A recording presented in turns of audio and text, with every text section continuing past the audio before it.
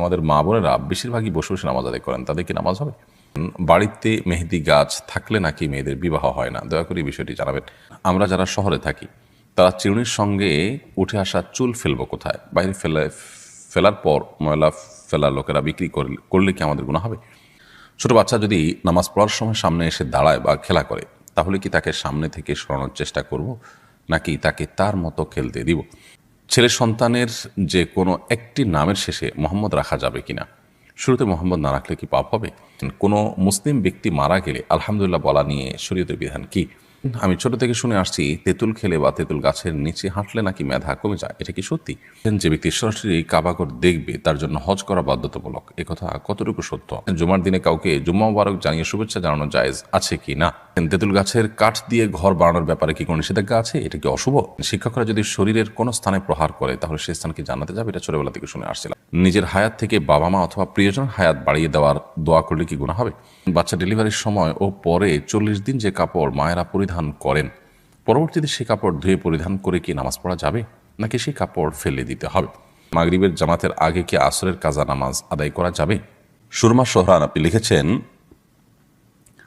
স্বামীর পকেট থেকে যদি না বলে কিছু অল্প টাকা নেই তাহলে কি গুনাহ হবে? স্বামীর পকেট থেকে যদি আপনি না বলে টাকা নেন, অল্প হোক আর বেশি হোক, এটা নির্ভর করবে স্বামীর সাথে আপনার সম্পর্কের উপর। সাধারণত আপনি আপনার স্বামীর পকেট থেকে, তার মানি ব্যাগ থেকে বা তার অন্যান্য জায়গা থেকে প্রয়োজন মতো টাকা নেন সংসার খরচের জন্য অথবা আপনার একান্ত প্রয়োজনে, এগুলো স্বামী জানেন এবং তার মনসম্মতি আছে। এরকম যদি হয় তাহলে তো আপনি নিতেই পারেন।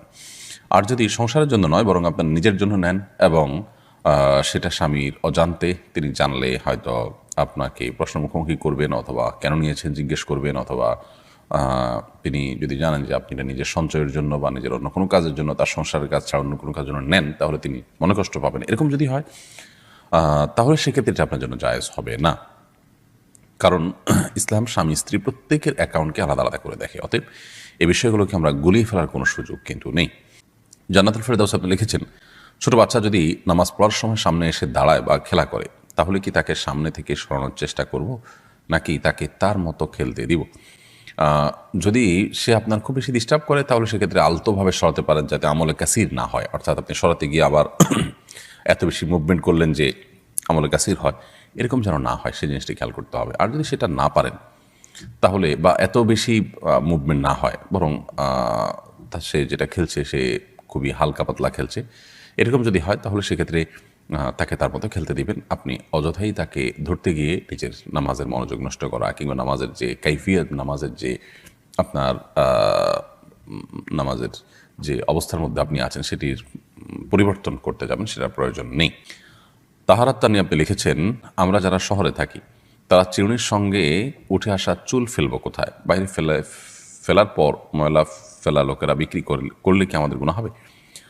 কেউ যদি কুড়িয়ে নিয়ে বিক্রি করে তাহলে আমাদের গুনাহ হবে না। তবে আমরা চাইলে আমাদের আশেপাশে যেখানে খুব বেশি আপনার ময়লা নয়, ড্রেন ইত্যাদি নয়, খুব নোংরা জায়গা নয়, সেরকম জায়গা আমরা ফেলে দিতে পারি এবং সেই জায়গাগুলো আমরা খুঁজে বের করতে পারি। আবার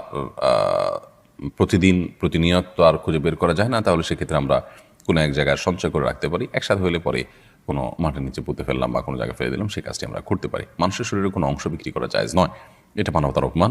যার কারণে কোনো ব্যক্তি তার শরীরের কোনো কিছু, সেটা চুল হোক অন্য কিছু হোক, এগুলো বিক্রি করে এটা জায়েজ নয়। কেউ যদি কুড়িয়ে নিয়ে বিক্রি করে তাহলে সেক্ষেত্রে আপনার গুনাহ হবে না। রোকসানা আপনি লিখেছেন, ছেলে সন্তানের যে কোনো একটি নামের শেষে মোহাম্মদ রাখা যাবে কিনা? শুরুতে মোহাম্মদ না রাখলে কি পাপ হবে? নামের শুরুতে মোহাম্মদ রাখা কোনো জরুরি বিষয় নয়।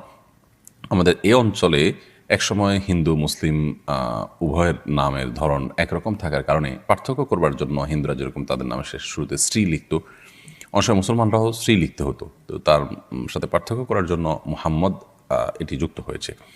তো এখন তো আর সেই সমস্যা নেই বা সেই সংমিশ্রণের আশঙ্কা নেই, সম্ভাবনা নেই। যার কারণে এখন নামের শুরুতে মোহাম্মদ লেখার বা স্ত্রী থেকে পার্থক্য করার জন্য মোহাম্মদ লেখার কোনো বিশেষ কারণ নেই। বিধায় কেউ যদি লেখেন এটা একান্ত তার ব্যাপার, এটা শরীয়তের কোনো নির্দেশ নয়, এটা কোনো সুন্নত মুস্তাহাব বা আপনার শরীয়ত নির্দেশের আলোকে করতে হবে এমন কোনো বিষয় না, এটা একান্ত তার ব্যাপার। তিনি মোহাম্মদ প্লাস আরেকটা নাম রাখলেন, যদি একটা নামই যথেষ্ট একটা মানুষের জন্য।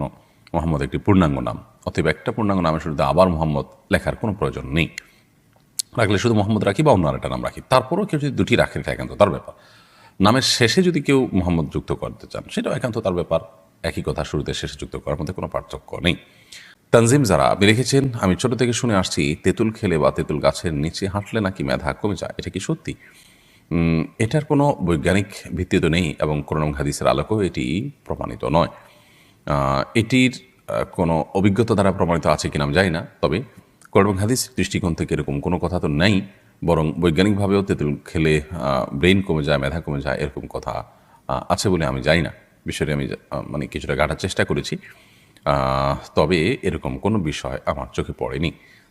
বিষয়টিকে আপাতদৃষ্টিতে কুসংস্কারই মনে হয়। তবে যদি অভিজ্ঞতা দ্বারা এটি প্রমাণিত হয়, গবেষণা দ্বারা প্রমাণিত হয়, তাহলে ভিন্ন কথা। কিন্তু সেরকম কিছুও কিন্তু কোথাও আছে বলে আমার জানা নেই এবং আমি অন্তত এ পর্যন্ত দেখিনি। তো একজন মুসলিম সাধারণত ধারণাপ্রসূত অথবা আপনার কুসংস্কার নির্ভর কোনো কথা বা কোনো বিশ্বাসের উপর তিনি কখনো ভর করতে যাবেন না।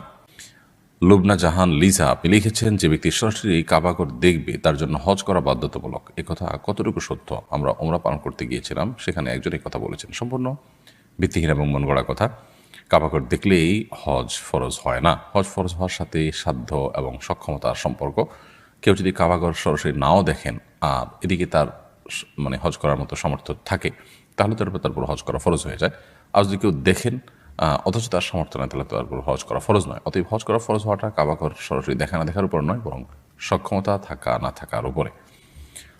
ফাতিমা রহমান লিখেছেন, বাচ্চা ডেলিভারির সময় ও পরে 40 দিন যে কাপড় মায়েরা পরিধান করেন, পরবর্তীতে সে কাপড় ধুয়ে পরিধান করে কি নামাজ পড়া যাবে, নাকি সেই কাপড় ফেলে দিতে হবে?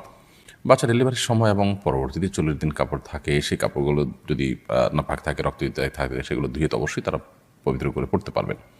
এই কাপড় ফেলে দেওয়ার কোনো কারণ নেই।